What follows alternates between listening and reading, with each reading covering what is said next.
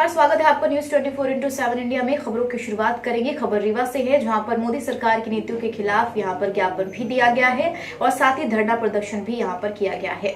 आपको बता दें कि ज्ञापन देते हुए कहा, गांधी जयंती 2 अक्टूबर 2020 को सभी केंद्रीय श्रमिक संगठनों तथा स्वतंत्र महासंघों द्वारा 7 सूत्रीय मांग के समर्थन में अखिल भारतीय हड़ताल जाने का निर्णय लिया गया था, जिसकी सूचना सभी श्रमिक संगठन एवं महासंघों द्वारा सभी राज्य सरकार व केंद्र सरकार को पहले से दी जा चुकी है। आज की इस अखिल भारतीय हड़ताल के माध्यम से हम सभी श्रमिक संगठन व महासंघ आपका ध्यान निम्नलिखित मांगों पर आकर्षित करते हुए तत्काल आपके द्वारा इन मांगों पर हस्तक्षेप करने एवं उन्हें पूरा करने की मांग करते हैं। पंकज शुक्ला की रिपोर्ट।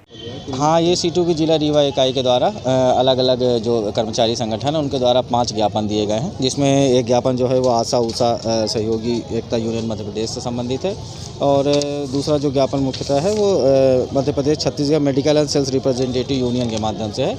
7 सूत्री मांगों पर यह ज्ञापन दिया गया, अलग अलग मांगों पर दिया गया। माननीय प्रधानमंत्री के नाम जिनके नाम पर ज्ञापन है, कमिश्नर सर के माध्यम से इसे प्राप्त कर लिया गया है, द्वारा उचित माध्यम इसे अग्रसर प्रेषित कर दिया जाएगा। ये पूरे राष्ट्रव्यापी हड़ताल है, किसानों को मुद्दे को लेकर, नौजवानों को मुद्दे को लेकर खास तौर से। और सबसे बड़ी बात ये है कि हमारी जो वर्तमान केंद्र सरकार है वो इस देश के मिजाज से हट के काम करना चाहती है और उसका वजह से उसका सबसे बड़ा नुकसान उठाएगा नौजवान, हमारा किसान, मजदूर। उसको लेकर जो हम राष्ट्रव्यापी आंदोलन हम सब लोग एक साथ होकर इसका विरोध कर रहे हैं। आगे भी जो निर्देश होगा पार्टी लाइन पर हम लोग एक साथ मिलकर काम करेंगे। धन्यवाद। रमा शंकर सिंह मेरा नाम है, मैं जिला कांग्रेस कमेटी का वर्किंग प्रेसिडेंट हूँ रीवा का। मोदी जी की नीतियाँ उद्योगपतियों को लाभ पहुँचाने,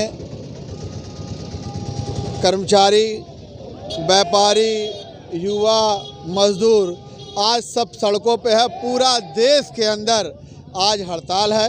श्रमिक विरोधी जो इन्होंने कानून पास किया, किसान विरोधी कानून पास किया, सिर्फ ये उद्योगपतियों को लाभ देना चाहते हैं। इसके विरोध में आज हम कांग्रेस परिवार, कम्युनिस्ट परिवार और सभी दलों के लोग आज यहाँ एकत्रित होकर मोदी को जगाने का काम कर रहे हैं और उद्योगपतियों को बताना चाहते हैं कि अब देश का युवा, नौजवान, व्यापारी जाग गया है। आने वाले समय में उद्योगपति आप ये मोदी की भाषा और मोदी उद्योगपतियों की भाषा ना बोलें। जनता के हित में जल जंगल, जमीन और गरीब की बात करें। ये पूरे देश भर में 26 और 27 को किसानों और मजदूरों की राष्ट्रव्यापी हड़ताल है। इसमें मुख्य रूप से हमारी मांगें ये हैं कि केंद्र सरकार द्वारा जो श्रम कानूनों में और कृषि कानूनों में जो परिवर्तन किया जा रहा है, उन परिवर्तन किए गए कानूनों को वापस लिया जाए और देश के जो सार्वजनिक उद्योग हैं उनका जो निजीकरण किया जा रहा है उसका निजीकरण रोका जाए। और ये कोरोना की महामारी का जो पूरे देश के अंदर जो संकट पैदा हुआ है, सारी दुनिया में संकट पैदा हुआ है, इस संकट से निपटने के लिए आम लोगों को जो टैक्स के दायरे से बाहर हैं, ऐसे तमाम लोगों को 7,500 रुपये उनके खाते में डाला जाए। मनरेगा को जो है ग्रामीण क्षेत्रों में 100 दिन से 200 दिन बढ़ाया जाए। शहर में भी रोज़गार की व्यवस्था की जाए। 24 करोड़ इस देश के अंदर लोग बेरोज़गार हैं, उन बेरोज़गारों के लिए नए रोज़गार की व्यवस्था की जाए। ये तमाम मांगें हैं जो जनता से जुड़े हुए मुद्दे हैं। उन मुद्दों को लेकर ये राष्ट्रव्यापी हड़ताल है और ख़ास करके इस देश के लोकतंत्र को जो ये सरकार खतरा पैदा करने का काम कर रही है, संविधान में जो परिवर्तन करने का काम कर रही है, ये जो श्रम कानूनों और कृषि बिल में जो परिवर्तन किया गया है, इससे देश का मजदूर जो है पूरी तरह से कॉरपोरेट का गुलाम बना दिया जाएगा और एक कृषि क्षेत्र को भी जो है वो कॉरपोरेट के और पूंजीपतियों के हाथ में देने की साजिश हो रही है। इसलिए आज पूरे देश भर का किसान और मजदूर हड़ताल पे है। आज आपको जैसे जानकारी होगी कि पूरे दिल्ली को चारों तरफ से किसानों मजदूरों ने जाम कर रखा है। बड़े पैमाने में ये सरकार जो इस आंदोलन को दमन के जरिए दबाना चाहती है।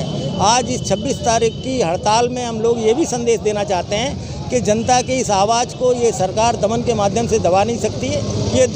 ये दो दिवसीय हड़ताल है। संविधान में जो परिवर्तन की कोशिश कर रही है, इस परिवर्तन की कोशिश को हम होने नहीं देंगे।